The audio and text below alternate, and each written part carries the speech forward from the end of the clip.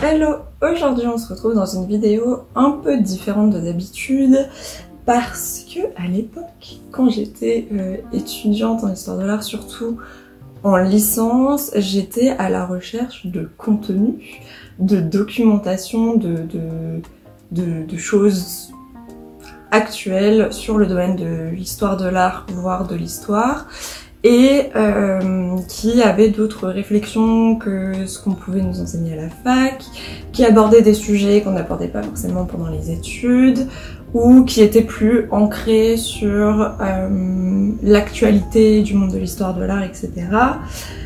Et du coup, je me suis dit que ça serait l'occasion de te parler un petit peu des contes culturels, ou des contes qui vont traiter voilà, de l'histoire de l'art, ce genre de sujet. Je me suis dit que ça serait une bonne idée de t'en parler parce que c'est vrai que quand j'étais en licence, je trouvais pas 36 000 ressources à l'époque, et que quand on demandait parfois à nos chargés de TD, eux-mêmes n'avaient pas forcément de recommandations à nous donner. Donc je me suis dit pourquoi pas, on va avoir du YouTube, des podcasts, de l'Instagram, donc comme ça voilà, tu as des plateformes aussi variées. Je pense qu'on va commencer par YouTube, étant donné que nous sommes sur YouTube, on va commencer par YouTube. C'est deux meufs que j'ai commencé à suivre il y a maintenant très très longtemps, et c'était avant même, il me semble, de commencer mes études en histoire de l'art. C'est pour te dire. Je pense que tu les connais parce que c'est un peu genre les plus connus pour ce qui est de la vulgarisation en histoire. Donc déjà, on a Charlie des Revues du Monde, bien évidemment, et Marion de C'est une autre histoire. Donc les deux vont plutôt traiter de l'histoire, même si en ce moment, Marion par exemple, sort des vidéos aussi en lien avec l'histoire de l'art, par exemple sa nouvelle vidéo sur Picasso, qu'évidemment je t'encourage à aller voir, puisque j'ai de plus en plus de mal évidemment avec Picasso. Voilà, si tu n'es pas au courant, tu verras pourquoi, mais ça commence à être connu quand même. Enfin, voilà. Du coup aussi Marion, à l'époque où j'ai suivi la chaîne, elle faisait beaucoup de relooking mythologique, donc comment identifier un personnage mythologique dans des œuvres d'art, etc. qui était super dynamique, fun, c'était rigolo à voir, et vraiment je me souviens que je regardais ça, mais ouais, je crois vraiment que c'était avant de commencer mes études, donc ça fait vraiment longtemps. Donc voilà, et puis pour Charlie, elle va traiter de divers sujets dans l'histoire, donc que ça soit des complots égyptiens, une expérience extrêmement étrange avec des enfants, une expédition qui a mal tourné, etc. etc. Surtout que je trouve que ces vidéos sont très très bien montées, et pareil c'est dynamique, on comprend bien ce qui s'y passe, enfin, tu comprends bien la vidéo, enfin c'est bien vulgarisé quoi, de toute façon c'est un peu les boss pour ça, donc voilà. Normalement tu les connais je pense, mais si tu les connais pas, je t'encourage à aller les voir. Et pour ce qui va être du domaine de la mode sur YouTube, je t'en ai déjà parlé de ces deux chaînes, donc je vais pas forcément revenir trop dessus. C'est Loïc Prigent, qui est du coup un journaliste mode, qui maintenant fait des vidéos YouTube, donc t'as un peu les backstage de certains défilés, tu rentres un peu parfois dans les maisons de couture, etc. Ce qui est cool parce que c'est pas forcément des endroits où tout le monde y a accès, et puis tu vois aussi les défilés, et il analyse aussi les défilés, donc moi j'aime bien, et puis pareil c'est hyper efficace et dynamique, donc je te recommande. Et ensuite, si tu parles anglais, je te conseille All Mode. Je t'en avais déjà parlé dans un bilan culturel où je te parlais du film Cruella, où justement il avait analysé les vêtements dans le film, et les points mode qui étaient abordés dans le film. Donc voilà, je te recommande vraiment cela. Et on va passer au podcast. Donc déjà, si tu fais de l'histoire de l'art, tu connais probablement l'INHA, qui est l'Institut National d'Histoire de l'Art. Et bien l'Institut a sorti son podcast, il me semble, l'année dernière. Ouais, c'était ça. Je crois que ça a commencé l'année dernière. Qui s'appelle La recherche de l'œuvre, et qui va aborder différents points dans l'histoire de l'art et dans la recherche actuelle. Ce qui est super intéressant, surtout quand tu te questionnes sur ce qui est en train d'être fait en ce moment en histoire de l'art par les chercheurs, par les institutions, etc.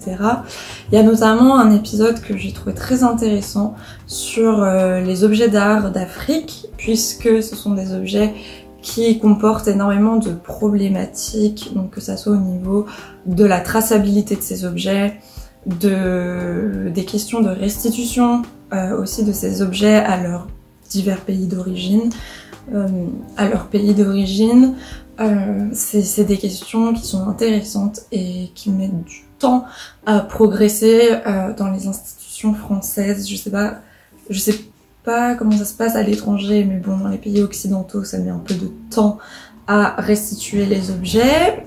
Bref, c'est un très long sujet qui mériterait des heures et des heures et des heures de blabla, mais voilà, c'était un épisode très intéressant, et du coup il y a vraiment pas mal de sujets qui sont abordés, donc voilà, je te conseille ça aussi. Toujours pour parler un peu du domaine histoire de l'art, tu as Muséalia qui cette fois va s'intéresser aux professionnels du monde de la culture, donc que ça soit des commissaires d'expo, des régisseurs d'exposition, des conservateurs, et tout autre métier dans le domaine de la culture. Et ça peut être intéressant parce que c'est vrai que quand tu commences des études en histoire de l'art, tu te demandes mais qu'est-ce que je vais faire après? Donc ça peut être intéressant, voilà, d'avoir le témoignage de professionnels qui sont passés parfois par les mêmes chemins que toi, donc voilà, je te conseille ça. Je crois que je t'en avais déjà parlé dans un bilan culturel. Et puis aussi, récemment, j'ai enfin rattrapé les épisodes de Vénus épilait-elle la chatte, qui va aborder, voilà, pareil, divers sujets. Je te conseille encore une fois le podcast qui va traiter de la figure de Picasso, puisque ça va apporter une nouvelle lecture en fait de Picasso qui est intéressante et qui mériterait d'être abordée par les institutions qui, on le rappelle, font chaque année une exposition Picasso. Picasso tout seul, Picasso phase machin, phase bidule, phase truc, ou Picasso accompagné de tout le monde. Voilà, donc vraiment, n'hésite pas à aller voir ça. C'est vrai que ça serait bien que les institutions, alors ne rejettent pas totalement Picasso, il est quand même majeur dans l'histoire de l'art et ça on peut pas le nier. Enfin, il est quand même important dans l'histoire de l'art et ça on peut pas le nier, mais en apporter une nouvelle lecture c'est important, et franchement c'est rafraîchissant aussi d'avoir cette nouvelle lecture, et parce que on rabat toujours la même chose sur lui, donc au bout d'un moment voilà, ça me gonfle vraiment, surtout quand t'es au courant de ces choses là et que tu vois des cartels ou des panneaux explicatifs qui en parlent pas, c'est vraiment très frustrant. Bref, mais du coup ouais, ça serait pas mal d'en faire une petite relecture quoi, et d'aborder ce sujet en expo, mais bon évidemment c'est peut-être un petit peu moins vendeur, et ça ferait une exposition peut-être un peu moins blockbuster que de parler de ces sujets. Et du coup bref, je te conseille vraiment cet épisode là, mais évidemment il y a d'autres choses qui sont abordées, de toute façon je te mets tout ça à côté de moi pendant que je te parle, donc je te conseille ça parce que c'est vrai que pendant les études, généralement t'as tendance à calquer tes réflexions par rapport à ce qu'on va te dire et par rapport à comment on va te l'enseigner sans pour autant aller chercher ailleurs. Enfin, du moins moi je sais que franchement avec les études et tout, j'avais pas envie en plus de me rabattre encore des choses on va dire dessus, mais c'est vrai qu'au bout d'un moment je me suis rendu compte que bon, mon micro a coupé à ce moment-là / ma caméra, donc du coup je voulais juste dire que à ce moment-là je m'étais un peu rendu compte que c'était important de faire une relecture de ce qu'on nous enseignait, parce que l'histoire de l'art a été écrite il y a longtemps par plusieurs personnes, etc., et qu'il fallait revoir ça avec l'actualité, avec les évolutions de notre époque, etc. Bref, et du coup ces ressources ont été fort utiles pour tout ça. C'est des ressources qui m'ont pas mal nourri sur ces questions-là, et notamment j'ai découvert la sphère influenceur culturel, vulgarisateur culturel sur Instagram. Cette fois, j'ai été coupée par des bruits extérieurs et du coup, j'en ai oublié de donner le nom du compte. Et du coup, on commence avec Hugo. Qui, du coup, sur Instagram va produire un nombre important de mèmes autour de l'histoire de l'art que j'aime beaucoup, notamment quand ça défonce Picasso. Je pense que tu l'auras compris tout au long de cette vidéo, Picasso et moi, là, c'est... voilà. Mais aussi en story, il va te parler de différentes expos avec beaucoup d'humour et du coup je trouve ça rafraîchissant et ça fait du bien d'avoir ça. Et voilà, et je trouve ça tout simplement très intéressant. Ensuite tu as Émilie qui va te proposer des IGTV sur des portraits de femmes artistes en 1 minute, attention. Et puis j'avais commencé à la suivre aussi par rapport à une série de vidéos qu'elle avait faite l'année dernière pour justement la période d'Halloween qui traite des sorcières dans l'histoire de l'art et j'ai trouvé ça super intéressant, surtout qu'en plus j'avais des camarades à l'époque qui travaillaient sur des sujets comme ça pour leur mémoire et vraiment je trouve ça super intéressant et ce qui m'avait vachement impressionnée c'est que elle faisait ses vidéos sans avoir encore commencé les études d'histoire de l'art et je me disais purée moi à cet âge-là j'aurais jamais pu me lancer comme ça, j'aurais jamais pu produire ça aussi bien et du coup je te la conseille vraiment. Donc on va faire un tour sur Instagram. Ensuite tu vas avoir Margot qui fait aussi des IGTV sur des portraits de femmes artistes encore une fois et qui va aussi dans ses portraits d'artistes expliquer le pourquoi du comment, si on le sait. Pourquoi ces femmes ont été oubliées de l'histoire de l'art, est-ce qu'elles ont été juste oubliées, effacées, etc., etc. Et du coup, je trouve ça super intéressant. Ces vidéos passent super vite parce que c'est vraiment hyper intéressant en fait ce qu'elles racontent. Je trouve que ces vidéos, elles sont très bien faites et tout est extrêmement fluide et tu comprends aussi tout très bien, même si tu connais rien en art, tu comprends très très bien. Et c'est vraiment hyper intéressant et je suis très contente d'avoir ce genre de contenu sur Instagram.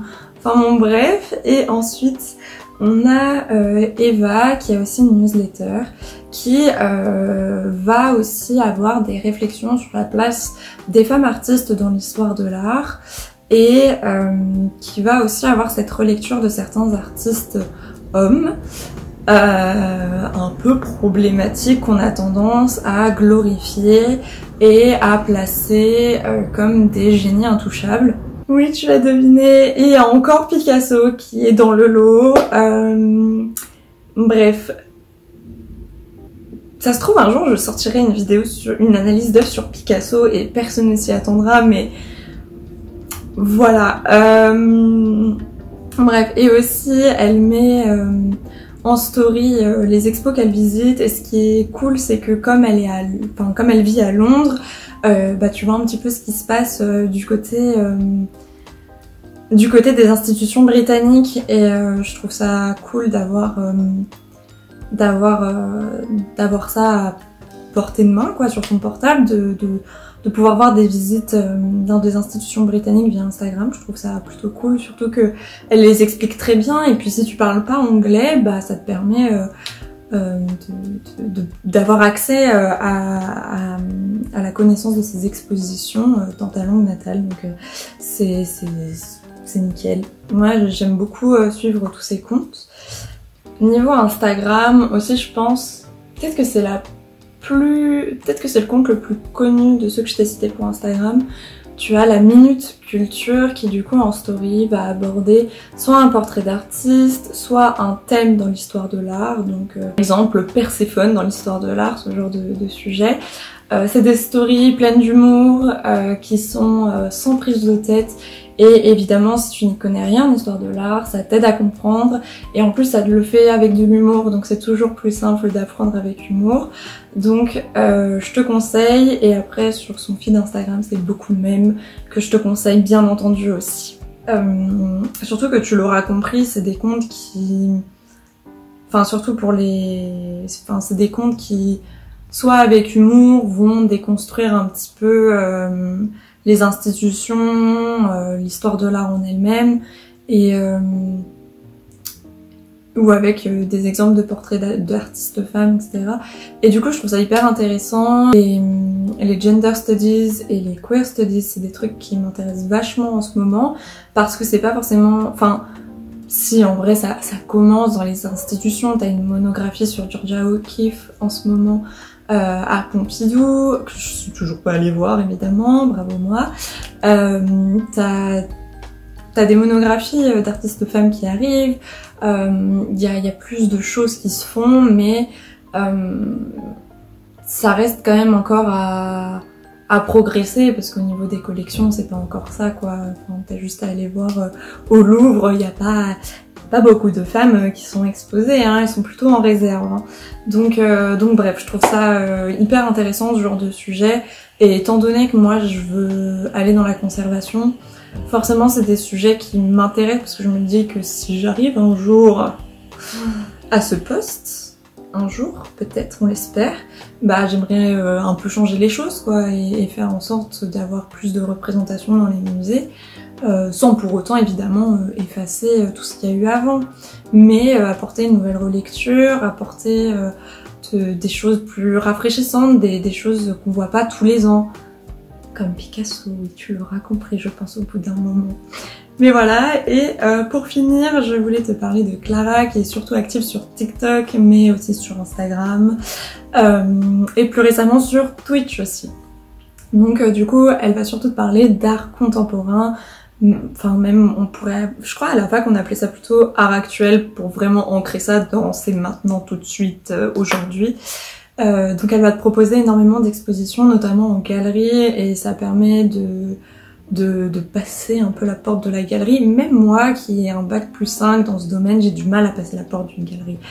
Bref, mais à l'époque quand les musées étaient fermés, etc., c'est vrai que je regardais beaucoup son compte afin de me rendre dans les expos qu'elle conseillait. Donc voilà, je te la conseille vraiment. Sur Twitch, j'ai pas encore regardé, mais je sais qu'elle parle d'art digital et de NFT. Donc si ça t'intéresse, je t'invite à aller la voir. Je pense que pour l'instant, ça sera toutes les ressources là que je peux te conseiller sur le moment. Si évidemment je découvre d'autres choses, peut-être que je ferai un volume 2. Waouh! Et puis sinon aussi, si t'as des recommandations que j'ai pas citées, que je connais peut-être pas, n'hésite pas à me les mettre en commentaire, n'hésite pas à me dire aussi si tu connaissais certaines personnes, etc. Et donc voilà, on va se retrouver normalement la semaine prochaine pour une vidéo un peu spéciale, puisque ça va être le retour des analyses d'œuvres d'art dans les films. Évidemment, comme on est en octobre, ça va être lié un petit peu à Halloween. J'ai laissé évidemment les indices sur Instagram que je te mets ici si t'as pas Instagram, si tu as la flemme de me suivre sur Instagram, ce que je peux comprendre. Pour l'instant, vous êtes très proches, mais il manque quelques précisions dans les réponses. Donc, du coup, voilà, on se retrouvera la semaine prochaine pour cette vidéo. Salut!